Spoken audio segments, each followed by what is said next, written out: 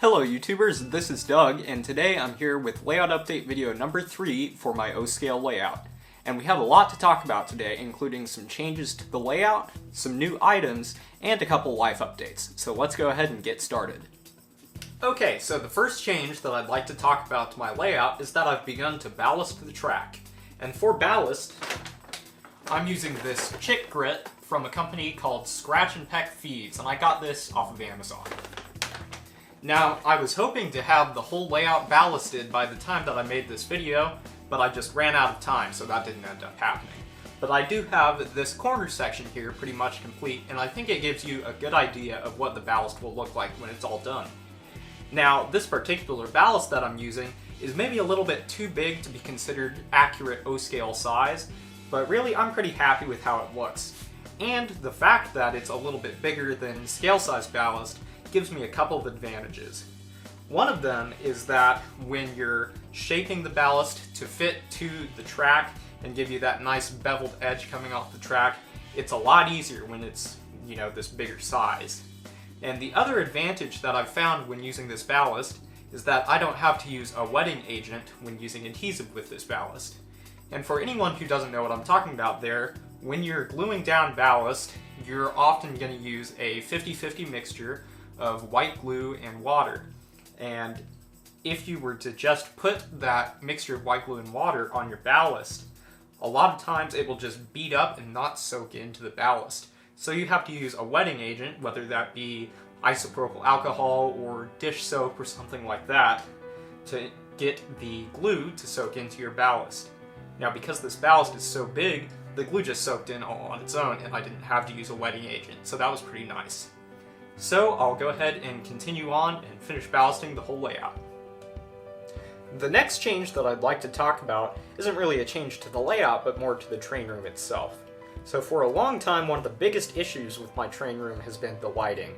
All I've had for lighting are 2 shop lights, one on either end, which you can see one behind me, and then there's one on the other end of the train room.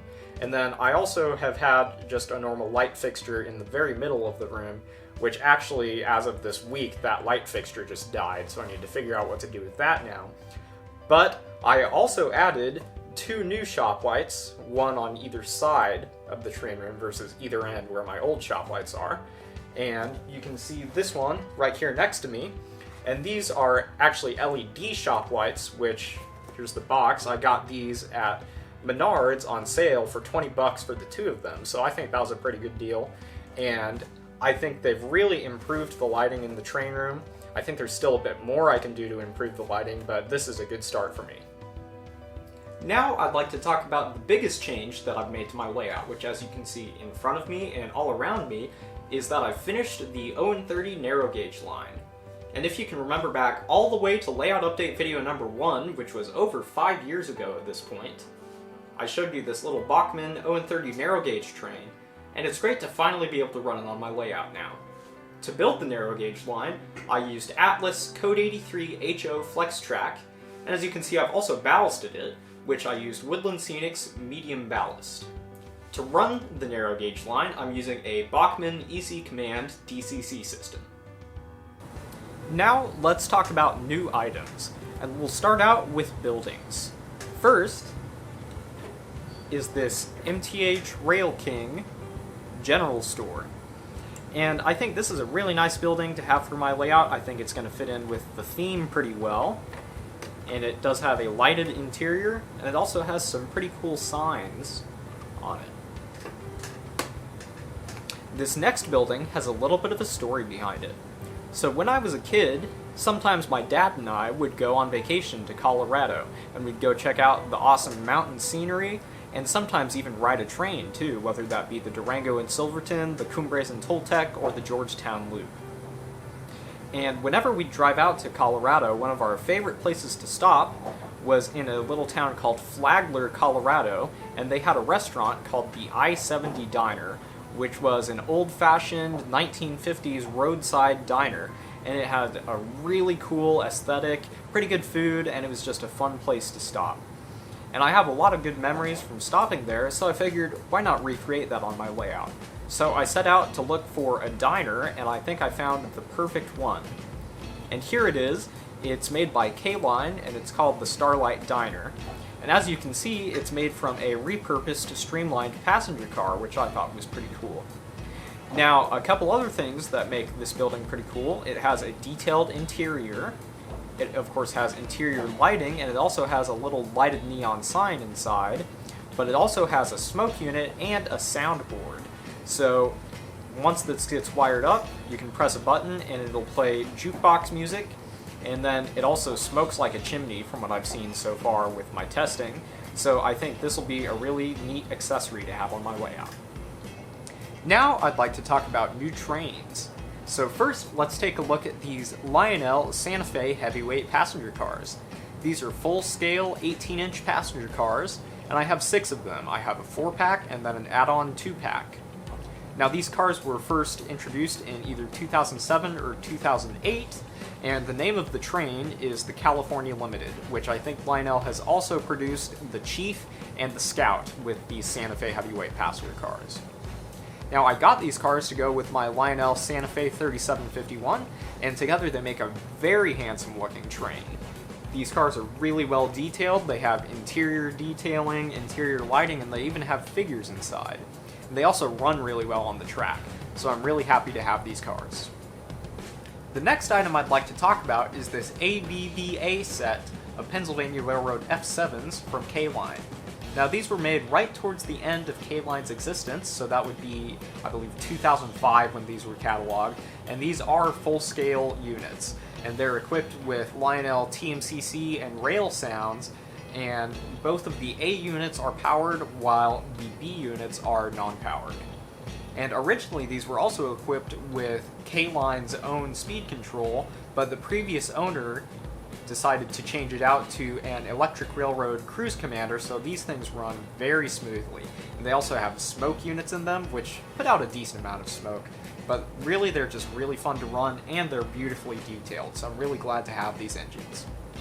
The final item I'd like to talk about is this MTH Santa Fe 464 Hudson, number 3464. Now this is from the Premier line, so it's a full-scale model. As some of you may know, I'm a huge fan of the Santa Fe. It's my favorite railroad by far, and I especially love Santa Fe steam power.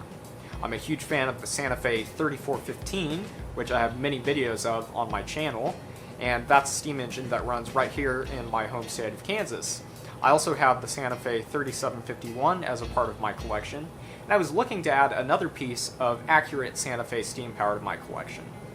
And this popped up at a price I just couldn't resist, so I went ahead and went for it, and I'm really glad that I did because this engine is phenomenal. The detailing is exquisite. I think this is probably the best detailed locomotive in my collection.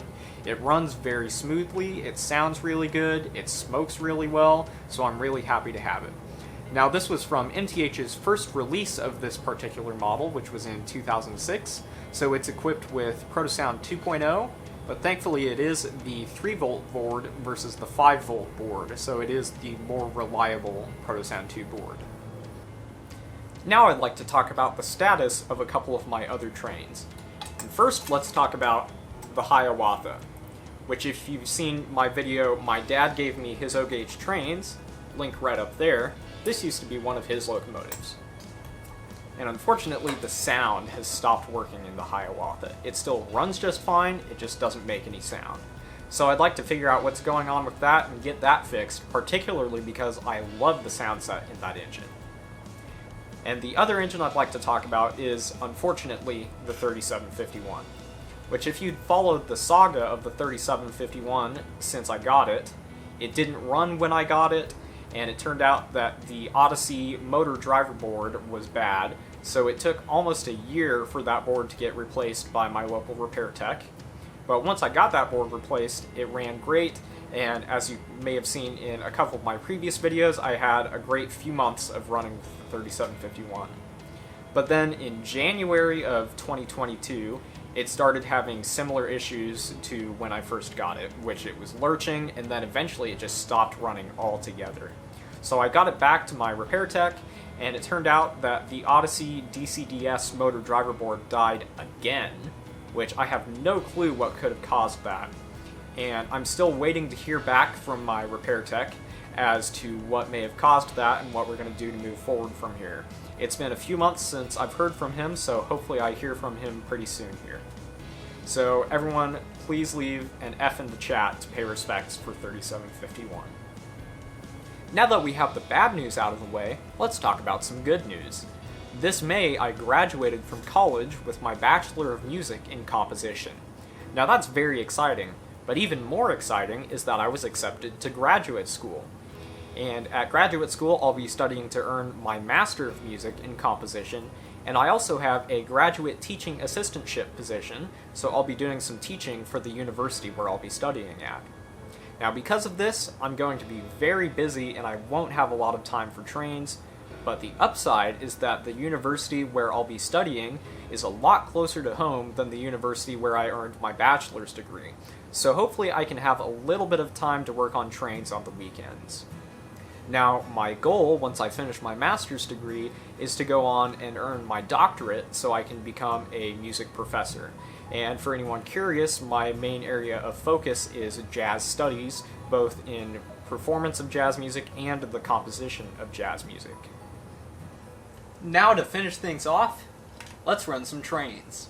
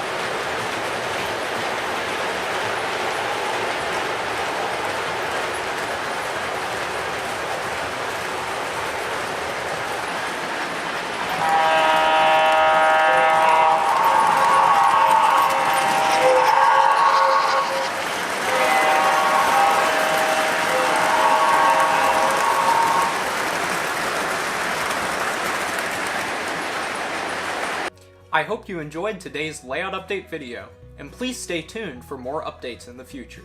My next step is going to be to finish ballasting the track, and then it'll be time to move on to wiring for lighting in buildings, and then finally scenery. Thanks for watching!